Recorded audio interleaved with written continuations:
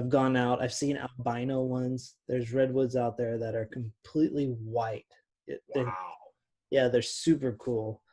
They don't have any of the chlorophyll, which is what makes them white, but they also can't photosynthesize to make energy. So they suck onto the roots of other redwoods. So they're like almost a parasite to these.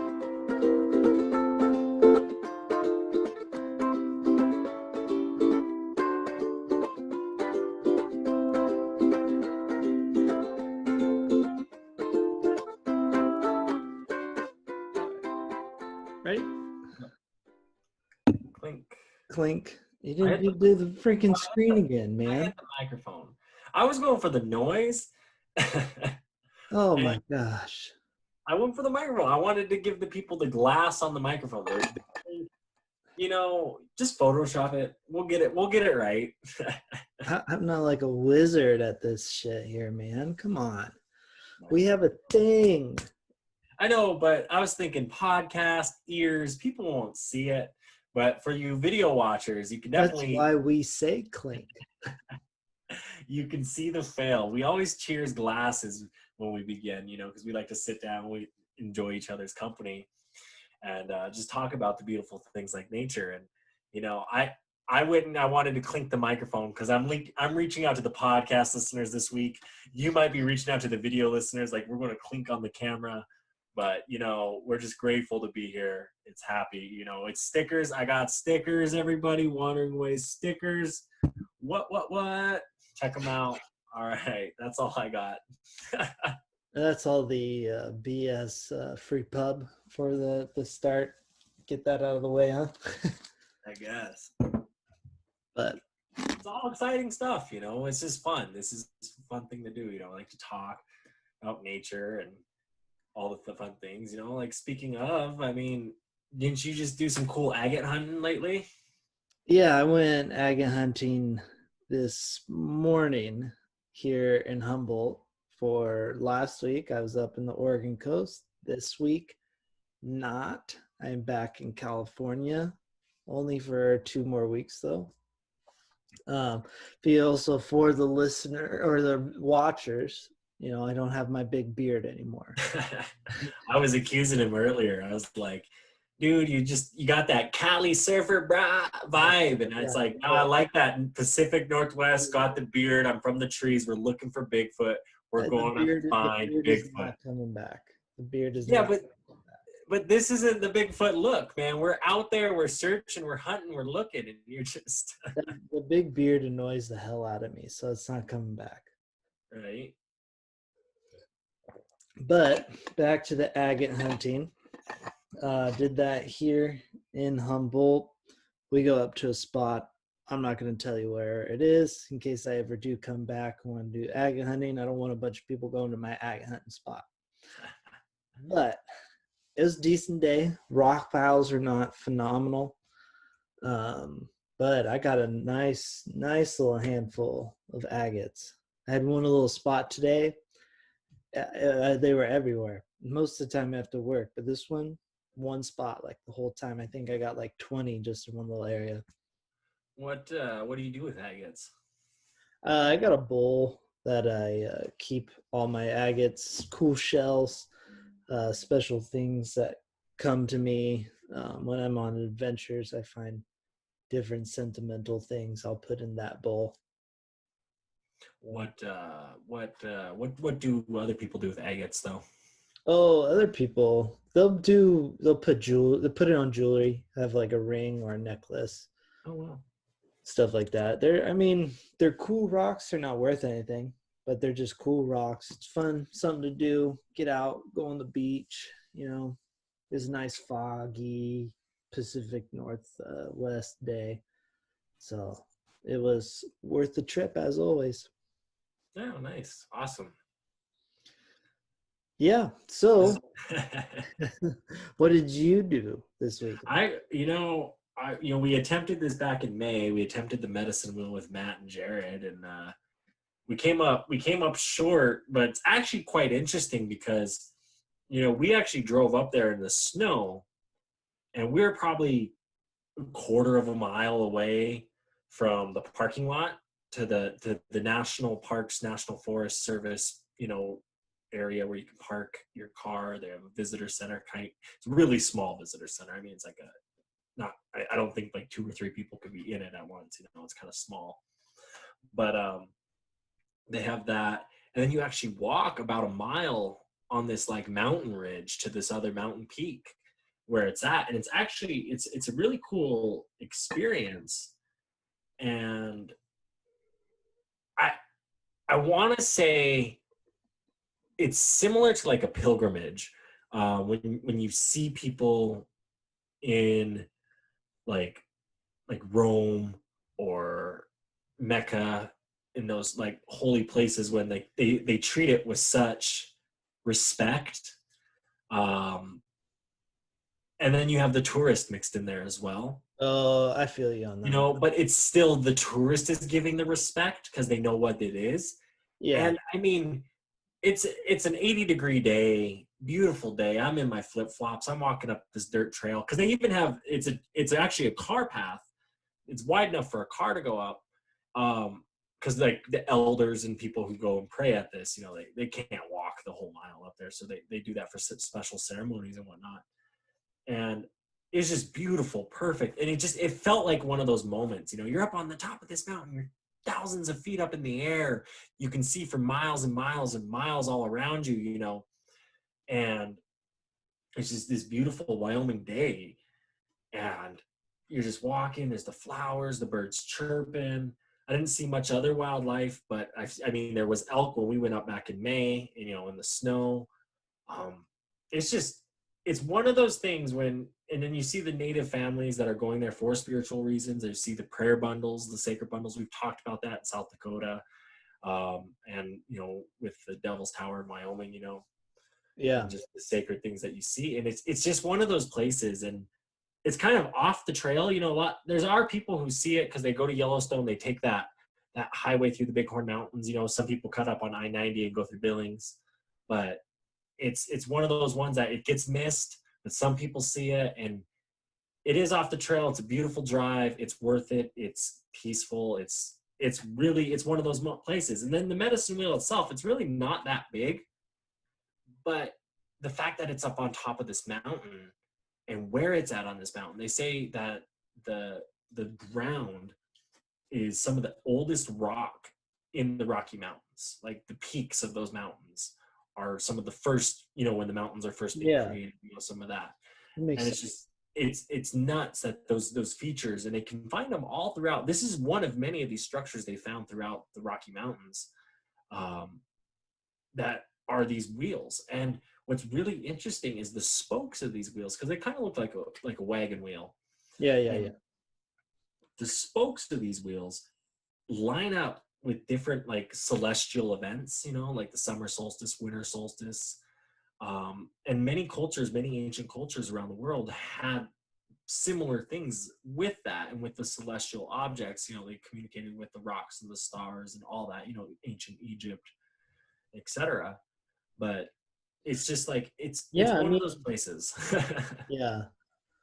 The whole celestial incident comparison, I mean, that's how they used to tell time back then, Well, yeah, not only that, and it's just like the way the rocks were formed, the things that happen at those rocks, the prayerfulness, the ends of lives, I take Serpent Mound in Ohio, which is actually really interesting. It's just about an hour outside of Cincinnati. It's a mound where the Native American peoples, so they had burial mounds. There a lot of, and that's why the people in the Ohio River Valley area were called mound builders. Is when they would build mounds, houses were kind of built in mound structures, burial mounds, and it's in this area of a bunch of burial mounds. It's the Serpent Mound, but there's no bodies in it. There's no burials in it. It's just a serpent, and each one of the bends of the serpent's like snake's body, Mm-hmm. reaches out to like the summer solstice, winter solstice, same thing. And it's just interesting how, we like to look back at these ancient cultures and really just like diminish them, because of what our history tells us. But in reality, it's like No, they were just as smart as us. They could tell time. They could do this. They could communicate. You know, they figured it out. Yeah, they figured they had problems and they had solutions for those problems. Exactly. The same problems we had today, we just have different solutions. You know, there's more than one way to skin a cat, they say. Exactly. So no, But but yeah. that's super cool that you're able to get out there, check it out. Sounds really pretty, the area where you're at. Oh yeah, it was gorgeous. And I actually got to take the GoPro up and took a 360 photo. That's on the Facebook, on the Quartz Lake Facebook too. If you guys want to check that out, it's really cool. Check it out, people. The GoPro Max has been really, the camera worth it. Got it. Yeah, Love you talked about it it. last time. I think last time was when you got it. Yep. And so you've had it for a week. I'm sure you've done a lot of stuff with it. Yeah, it's fun. It's, I'll put it on my car. You can drive your car in 360. I put a mount up there, doing different drives, it's fun. It'll be good stuff, especially if you guys out there want to listen to it. Rougarou. Right. Yeah, that'll have it up on there, I'm sure. I'm sure we'll give some shout outs to it too. I'm just waiting for Instagram to let me do those 360 photos. When's that feature going to come out? Oh yeah, that's right. You're talking about how it's like two Only companies are the only ones that do the 360 photo. Facebook and YouTube right now. That's the only place I can upload it to. I mean, there are you could have it on your website, if you have that software capability or whatever capability that requires. Yeah. But no, it's pretty cool. Nice. That's dope that that's working out. But Worth it. that's good. You like to see the money that you spend go to good things. Right. Yeah, the Quartz Lake sponsorship can only go so far. No. Yeah. There's only so much funding that Quartz Lake can give you. So. Right. What's my paycheck? No, I'm just kidding. Yeah. For those of you who don't know, Quartz Lake, it's kind of, me and Mark we went on a trip to Montana, to Quartz Lake actually is where it started back in the day, and we decided, hey, we like taking videos and doing all this cool stuff, on our trips and sharing it and sharing the stories and telling stories, and let's figure it out. Let's start a brand. We started Quartz Lake. We started with the Facebook page, got the logo, did this, did that, shared some photos. Now here we are, Wandering Ways. Boom, just like that, sponsoring ourselves. How does that work? That's just putting your money, investing in you. In a nutshell, that is exactly what it is. But not only that, though, I like to take that, but that's kind of who we are, right? We're investing in ourselves in that sense. We love going outdoors, and that's part of our message. It's like, if you truly like going outdoors, you want to go to the Redwoods in California, get in your car and go there. Make it happen, find the ways, plan it out. There's nothing to, take Matt, for example. He came out to Montana one time. He had a budget. He's like, I only spent this much in gas. Everything else, the cost of food, the cost of everything else, living expenses did not change for him. Some people don't think about that when they travel. And it's like, if you budget yourself correctly, you can make it happen. And that's part of, the Quartz Lake solution. And we're investing in ourselves. We're trying to go on these trips. We're trying to share those experiences with you because we want you to have those same experiences as us. Yeah, no, hit it on the button right there. I mean, it doesn't always have to be like the big weekend trips either. Shoot, it could be just an afternoon where you get in your car and you drive somewhere that's close by. And it doesn't have to be long either. You don't have to do like a 15-mile trek through mountains to say, man, I went out in nature. Like, no, go to your park.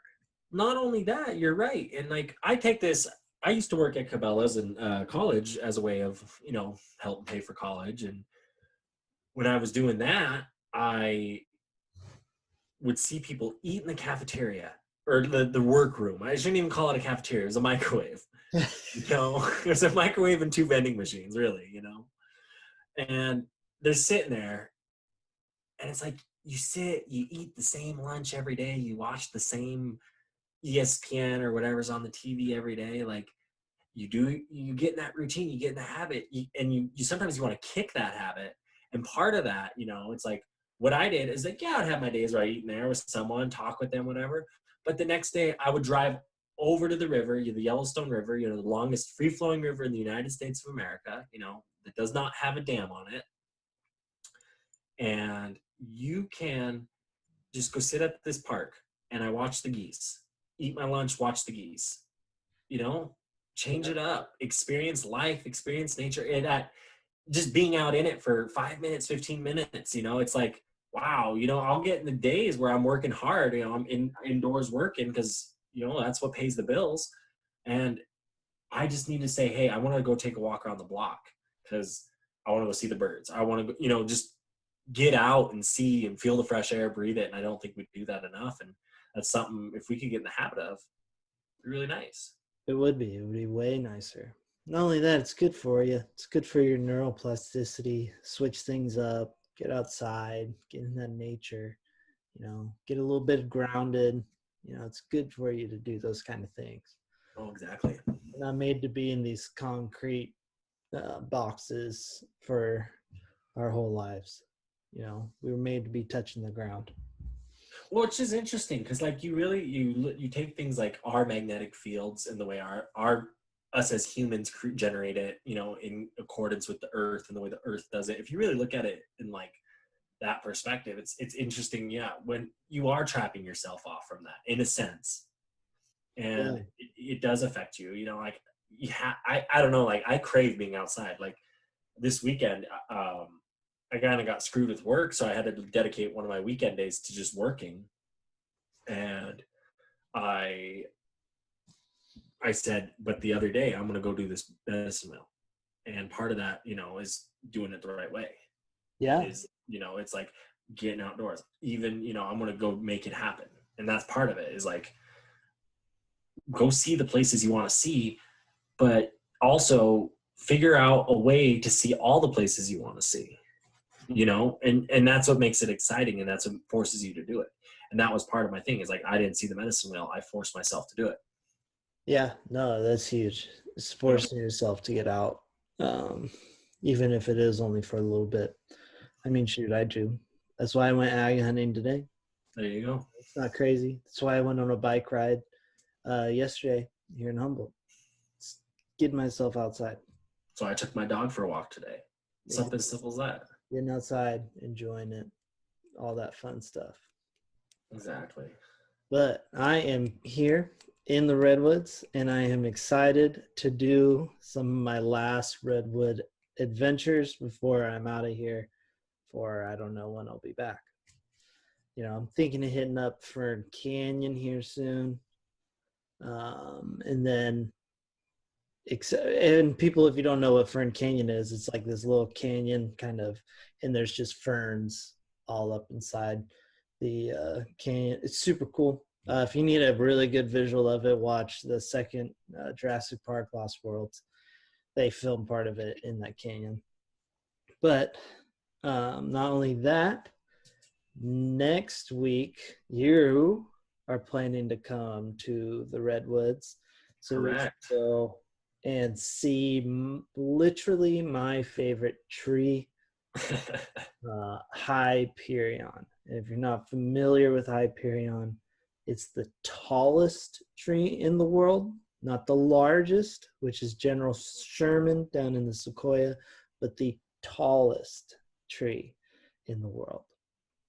And it's in a secret spot. It took me like 3 times to find it. It's a pretty special tree. I like that. And I like that it is, we've talked about this before, how it is secret to get there. You have to be shown, which is a respect, and that's part of doing it. You have to have that respect, which is kind of cool. I'm excited to do it. Yeah, I'm excited. I mean, I've never been there. I like the respect of getting to the area and having to be shown the way. I think that's awesome. I'm excited. I know Tyler's excited. He's coming along on this one. Definitely it's going to be fun. Yeah. I don't know what to expect necessarily, because last time we were down there, we didn't do a lot of hiking. That was my first time in the Redwoods in the Northern California area there. I didn't know what to expect. I mean, we went around, we saw the trees, we did a lot of driving, Yes. but it was cool because we covered a lot of ground. Um, but yeah, I'm excited to actually get out and explore. Yeah. No, it'll be fun. Um, Going to that tree, there's another grove of trees that's really cool that hopefully we'll be able to get both.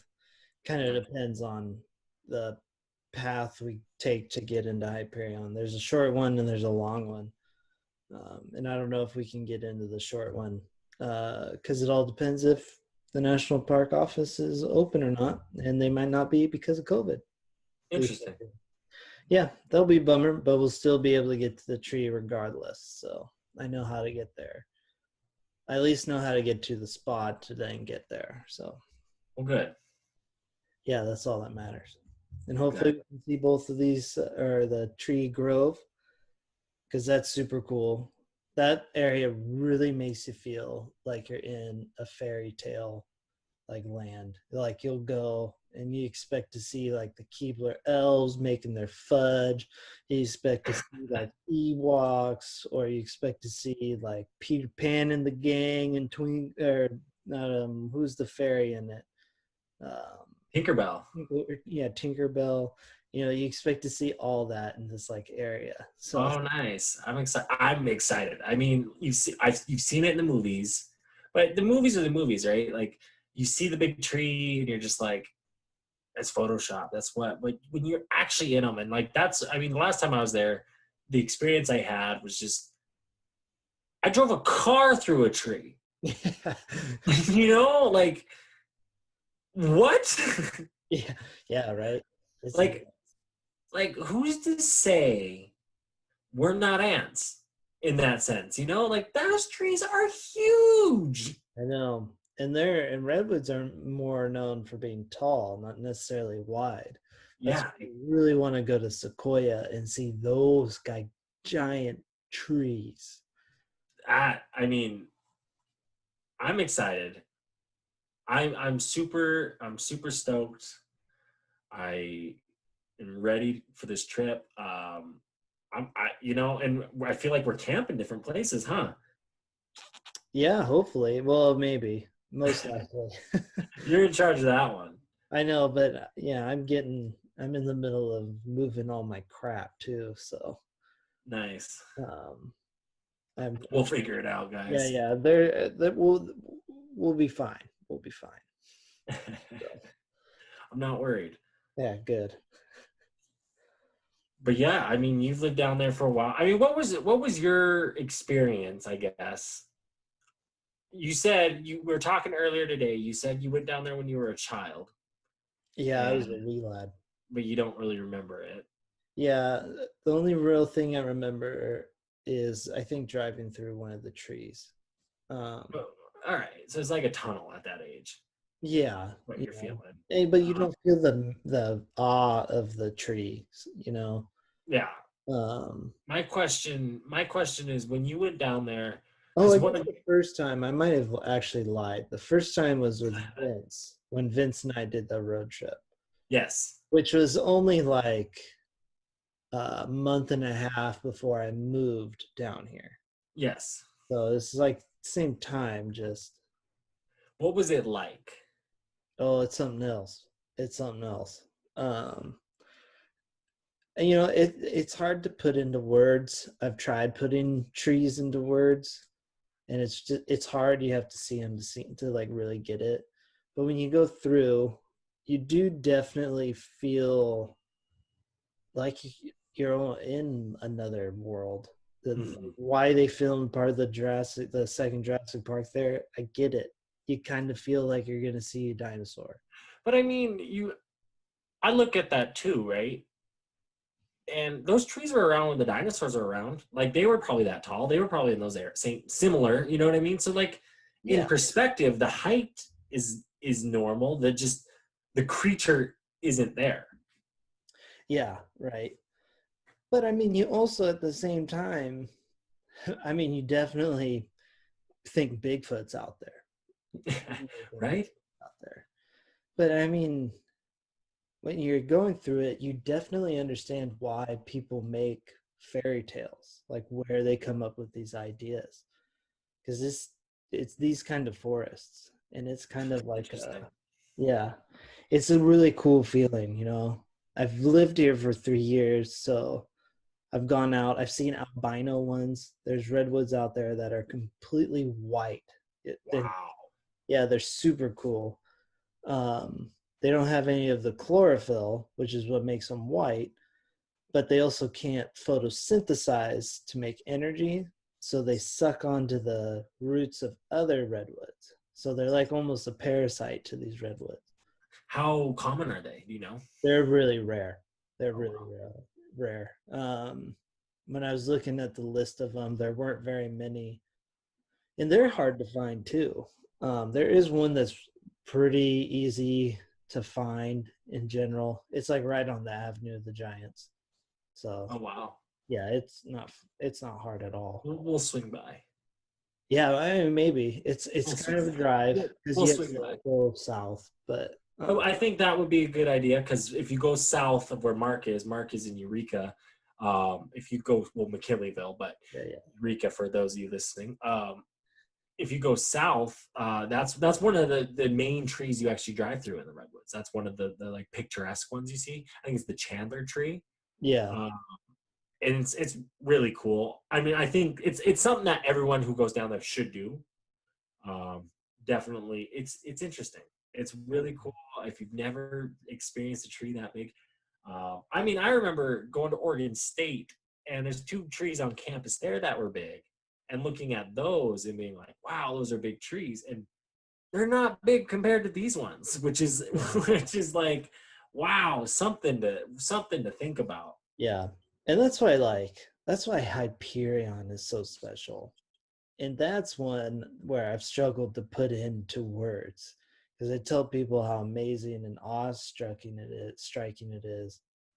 But it's everyone kind of is like, dude, it's a tree. It's a tree, man. It's just a tree. But when you're there looking at that tree, that's the moment you're like, oh my gosh, like, whoa. And there's no sign or like little info box saying like this is Hyperion. Is it kind of one of those Literally things? something you could walk by and you wouldn't even notice if you didn't know what you were looking for. Is it one of those things that it's like when you know, you know? Well, because When the you're looking at it, is what I'm saying. yeah, That yeah, experience you were having, is that like when you know, you know. yeah, You're just like, that's cool. yeah. I mean, you get hit with it when you're looking at it because you can see it before you really get to the base of it. So you're like looking at it, you're like, whoa. And it stands out in that kind of sense. Yeah, for the most part it does. I mean, it's not gonna like you could scan aside and if you don't know what you're looking for, you'll go right past it. You could walk right past it, have no idea. Because it's in a grove, there's no trail to it. It's just from what people and they want it's from what the guy that discovered it, right? How the Yeah. height of it. And then um, the reason why they don't have any of these paths or anything is they don't want a lot of people tromping around the root based system because redwoods have Oh, really shallow roots, so they don't go very deep. So they could ruin the tree, essentially kill it. Then it no longer is the tallest, which it won't in how so many years another tree will surpass it, their guess. But for the time being, it's the interesting. tallest. Yeah. Where is the other tree that is going to surpass it? Where's that going to be? I think it's north near Crescent City. Oh wow, so still There's the a grove up there that's got like I think like 5 or 6 of the tallest trees in the world. oh wow, Yeah. that's awesome. You've read people may have heard of it. It's Titan is up there. Oh, I think that has been brought up, but that's Up in, interesting. Del Norte. Or it might be Del Norte. How fast does it grow? Do you know? They're not very fast. It's at the when this tree passes Hyperion, I think it's in like 10, 12 years. But How many? Because I assume redwoods grow maybe like a foot a year, or Oh, what's no, I don't think so. less than that? Maybe. I don't know. It probably depends on the growing year. I don't know off the top of my head. Ah, see, I thought you might know. That's why I asked. No. My bad. My bad, man. I'm sorry to do you like that. It's all good. I mean, I'm not a, I didn't study trees for a living. And actually though, which is interesting, is I was talking to Tyler, and he's actually gonna be down with us in the redwoods, which is gonna be nice because it'll be his first time. And I love showing people things for the first time. That is a joy I have. If you want to go to Yellowstone for the first time, I'll take you. Sure, I'll show you some cool stuff. Um, but when I when he was with us in Glacier, he was like asking all these questions. What kind of tree is that? What's that? What does that do? And we're like none of us are really like arborists. Yeah. Like it's like yeah, it'd be cool to know like yeah, it's an aspen because the way it is, Yeah, and right. that's a pine tree, that's a this tree, that's a lodgepole pine, whatever, right? Like he's like, well, I'm gonna I'm gonna learn a book. I'm gonna read a book about trees, and he did. Oh, He really? he spent like a week just reading this book about a tree, like about trees and how they work and what they do and how they communicate and do this and like That's hilarious. yeah, and he got really into it, and he's like, yeah, I'll be that person. You can just ask me your tree question because he was so sick and tired Good. of like. I'm glad. I'm glad. Wait, I've been dying to have a tree person. So there you go. If and people, you got to be someone's got to be a tree person, right, in the Yeah. group. Yeah, I'm just not an expert. Yeah. Um, Well, and it and I love that stuff, and I find it interesting, and I like hearing about it. But I'm not gonna, you're not gonna be able to ask me every question. I'm not gonna be able to pop them off my head. I'm right. sorry. Well, and it's I think it's my ignorance of you just living down there, and Oh, yeah, yeah, because you grew up in the Pacific Northwest, because you grew up in it, or you lived in McKinleyville, California. I'm just like, oh yeah, like Oregonian, yeah, he's got no trees. yeah, yeah, yeah, Oh, lives in the big tree. He goes from trees to trees. yeah. It's Douglas firs up where I'm from. It's redwoods here. Right? Yeah, tree to tree. Yeah, Do your own planet Earth, tree to tree with Mark. tree. Yeah. Oh, man. I Here's the know. Douglas fir in Seaside, Oregon. Look at it as it just sits. No, I'm Yeah. just kidding. That'd be hilarious. No, the trees are a fun time. I'm excited to take our viewers there. Maybe we could sit down at a tree and just Hopefully. record, sit here with some microphones and just say, hey, let's talk about it. Let's talk about sitting under this beautiful thing with everyone, and I bet our viewers would like that. And, we also say, hey, email us if you have questions. If you are friends with Quartz Lake on Facebook, if you're with the Rougarou on Instagram, any of our Instagram accounts, just go ahead and shoot us a message. We'd be happy to answer it on the podcast.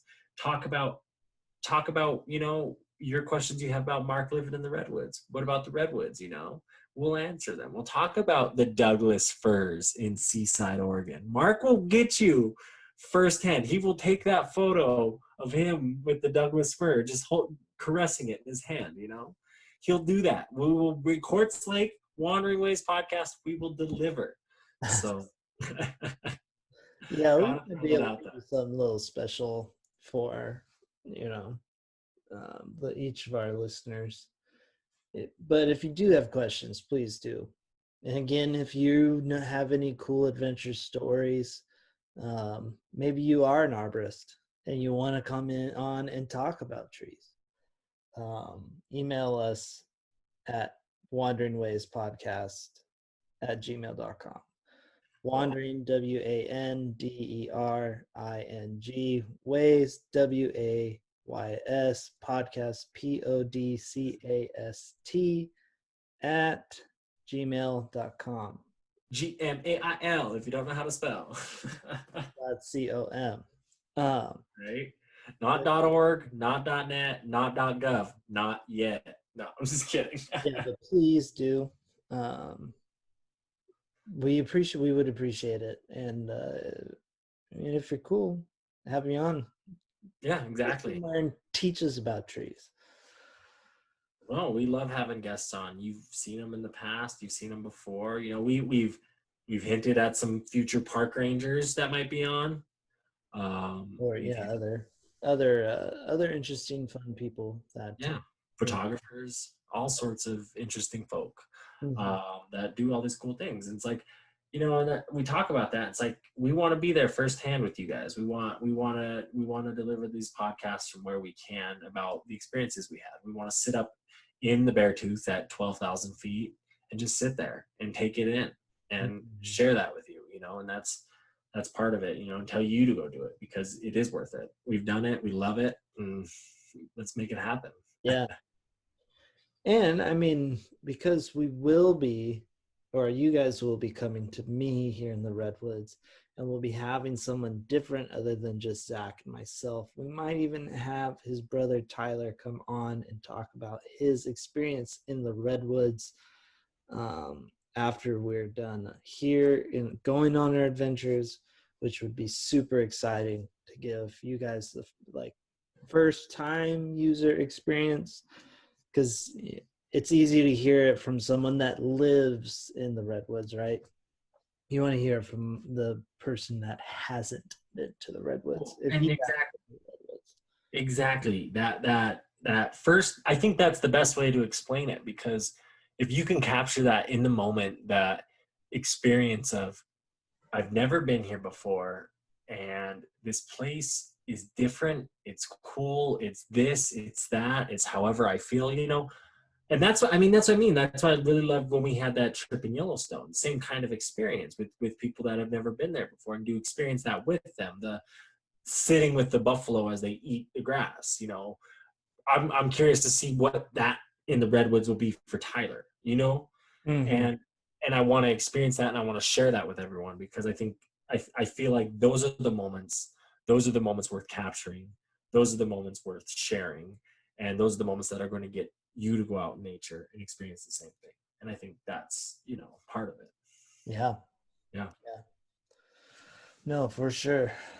um you got any, well, when do you head out to Oregon here soon from Montana, don't you? Correct, and that's going to be quite a trek. We're going to stop in Seeley Lake. That's a beautiful little place we've been. But I mainly bring it up because I don't think you're gonna have any time to do any kind of small adventures this week, do you? No, the only other small adventures will probably happen after the redwoods. I want to go to the coast, the Oregonian coast, and figure it out. Just No. go find my ocean, you know. Yeah, I was just trying to give the listeners and viewers here a taste of what maybe we talk about next time. But if I mean, you got a lot of stuff, so don't it makes sense for you. But I mean, for me, shit, I'm gonna hit all my spots here in the redwoods while I'm still here. I'm gonna try and experience Humboldt the way Humboldt's supposed to be experienced. Going to the farmers market on Saturday, which the Humboldt Farmers Market is amazing. It's everything you want out of Humboldt County and more. So I'm gonna go to Ferd Canyon. Might do this other hike called Strawberry Rock or Strawberry Hill. I can't remember. So probably gonna go on a bike ride. Just trying to get all of it in before I'm out of here. You know. Yeah, no, I feel, man. I feel. Yeah, no, I'm excited. I think I don't necessarily have anything coming up right away, but I have adventure. I mean, driving. I'm going to be driving from Montana to Oregon. There's plenty to see. I like looking at the river when you're in, when you come down that pass in from Idaho to Montana there. Mm-hmm. Lookout Pass. That's a beautiful, beautiful drive. And then you get that 4th of July pass in Coeur d'Alene, and you're in the mountains. And being in the mountains is a cool place. There's some cool towns up there. Some really interesting towns. Wallace, Idaho, Rexburg, places like that. Uh, Not Rexburg. I I always get a big kick on that drive, the 4th of July pass, because I'm like, it's not the 4th of July. Like I do that whole stupid joke, but I didn't realize until I was at it on my way over to Montana this year. But I was at the 4th of July pass on July 5th. So I almost hit it. We're always you've come out to Sealy quite a bit for the 4th of July, and I think that's if you're playing the game right. The game is I'm going over the pass because that's the pass Yeah, that you're going for for your 4th of July adventure. You gotta go to the 4th of July adventure. yeah. But I always make the joke. It's not the 4th of July. No, it's not. Because when I do it, it's July a lot of times when I'm doing that drive, but it's never the 4th of July. But what I find interesting, and for the listeners, he's usually driving alone. So That's true. That's true. who's this joke with? Yeah, yeah. No, that's true. It is normally just me. Touche. No, me on drives by myself. It's just like listening to podcasts. This last one I did a book, but a lot of times I try and work on my accents and develop little comedy characters. So I honestly do go a little bit crazy when I'm driving by myself. See, I don't, and I think, I mean, I like driving, and I mean, this actually really fits. I mean, it fits the brand, it fits who we are, because we drive a lot to get to the places we want to go see. And the Rougarou, my trusty steed, as I like to call it, drives me around. I've done a good job with it, and I'm going to be taking it down to the Redwoods, so it's gonna be cool to see it down there and just all the different places it can go. But I like, and if you've seen my steering wheel, I've used paracord and I've tied it on my steering wheel because it was kind of starting to fray, so I didn't want it to do that. So I got a steering wheel cover, but I wanted one tight, so I made it with paracord, and I made it like the medicine wheel, and it's in the 4 colors. It's very spiritual. The four walks of life, the 4 directions. 4 is a very big number in American Indian culture. Because we live a lot holistic life in the 4 seasons, this and that. Everything of that. The Earth's round, everything's round, kind of thing. And for me, driving is that like it's that meditation. When like I've driven a couple times in the past couple of years, I've driven down to Denver to go pick something up in Denver and drive back to Montana. That's a 13-hour day in the car. I hate it. My legs hate me because I'm just sitting all fucking day. But it's one of those things that I can just sit there and yeah, you're in the middle of Wyoming, which I mean that drive it sucks. It really does. Like Yeah. it's not the best drive, especially when it's windy. Oh man, that's bad. Like that's where you see semis tipped over because of the wind. Is in Wyoming. Oh yeah, yeah. But it's one of those places that like being out there and you're just driving, there's nothing around you, you're doing 80 miles an hour, 90 miles an hour, whatever, you just boof going. It's and I don't know if it's being Native American myself, and this is kind of like the psychology of myself when I try and analyze my own life, and it's just that like I think that's like the open prairie, the open plain. I'm at one with earth. I'm at one, like I'm on my horse. I'm just riding. I'm experiencing the world. I'm seeing the world, and I feel like it's that like good medicine, that good healing. That it's just that like wow, like Those long kind of drives. it's a meditation in a sense. Yeah, yeah, yeah. Yeah. I get what you're saying, but not with drives. No, When I do my bike rides, I get what you're saying. yes.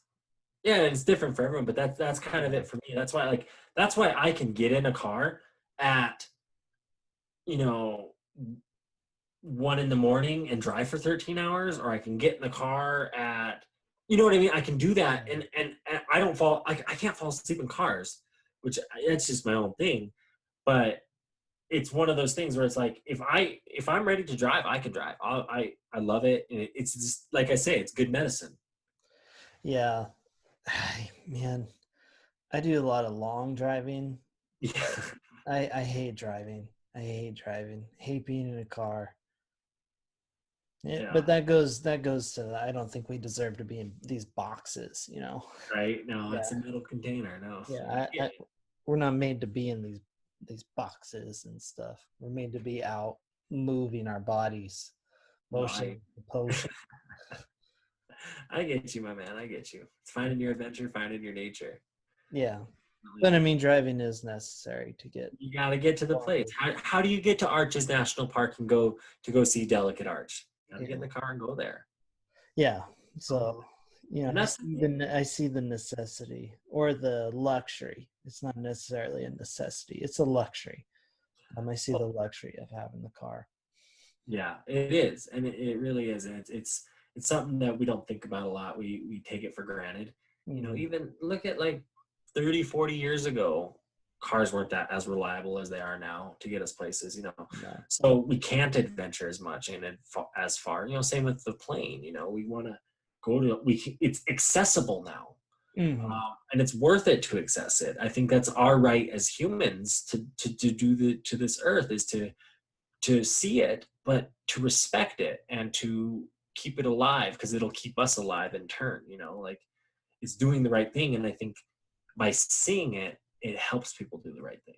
When you go to the bayou down in New Orleans, when you go to the Maldives and you see the corals, when you go to the Great Barrier Reef or Argentina or Peru or Canada or Alaska or Russia, you go to all these cool places, you start to see life and the way it lives, and it's like we need to make like this earth, it's got to we got to just coexist with it to survive, because if this earth goes, we go.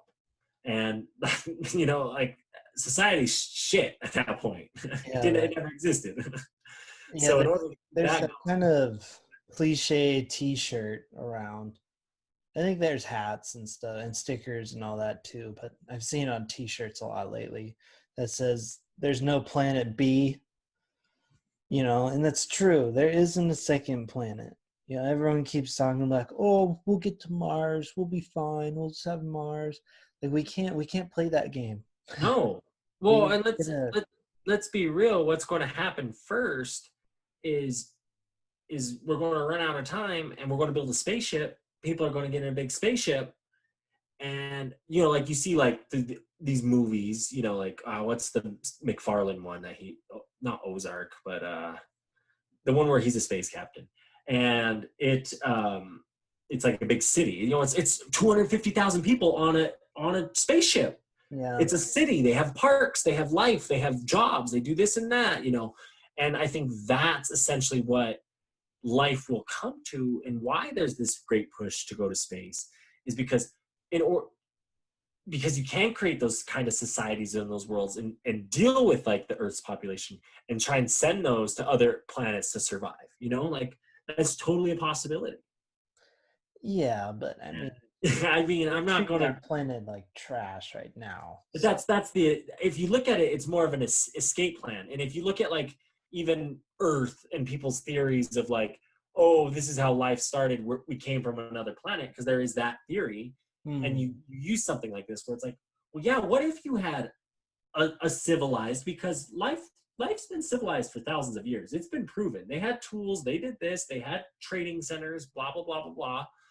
And who's to say that, the crew didn't survive, and it was just a few survivors that survived the ship crash. And they started, they had like, well, we have to start society again. And we only know. Yeah, I mean, that's trying to figure out how society starts, which is. But what I'm saying is we're pushing ourselves to a point like that where we could just take care of our planet now.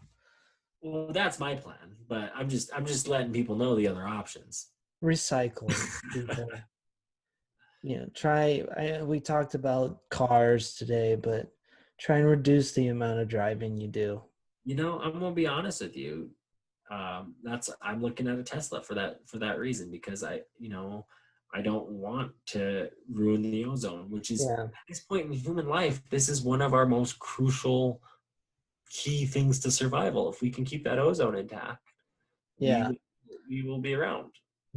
Don't use as much plastic. Don't use as much plastic. That's a big one. Well, people don't understand is we just like with the ozone layer and like the issues we were having with that, we just kind of, as a society, we swept it under the rug and said, it's not over America yet, so we're not going to necessarily care about it here yet. It's still a thing, it's still an issue, but we're not going to care about it. And it's like, yo, like we only got one of those.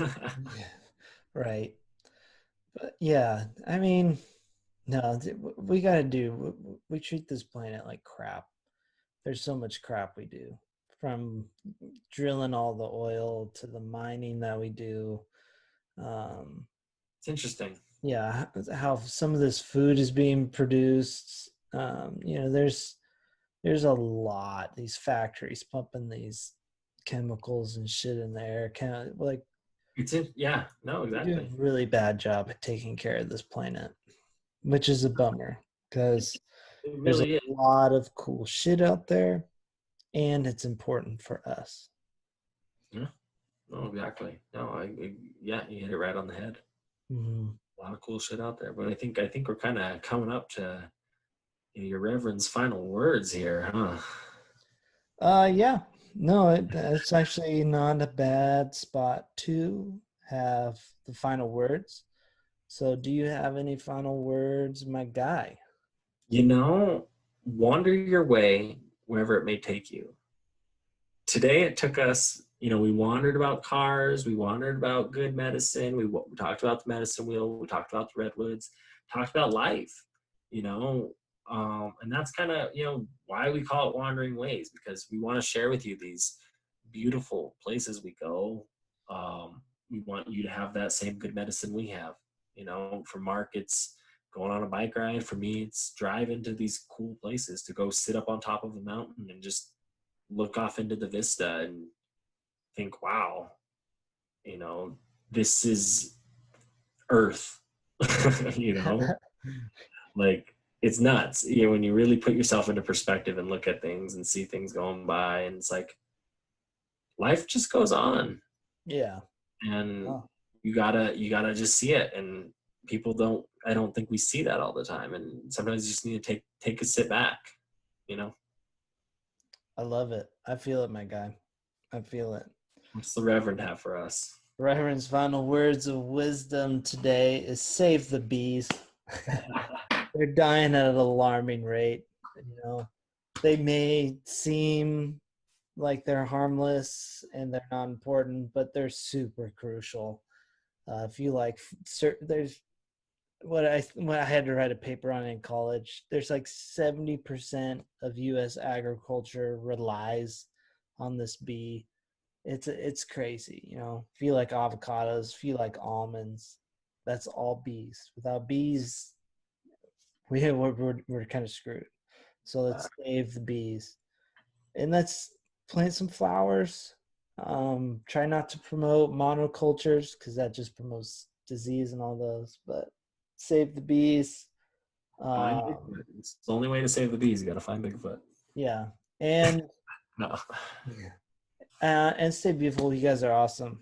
Um, can't say enough about how much we thank you guys for all listening.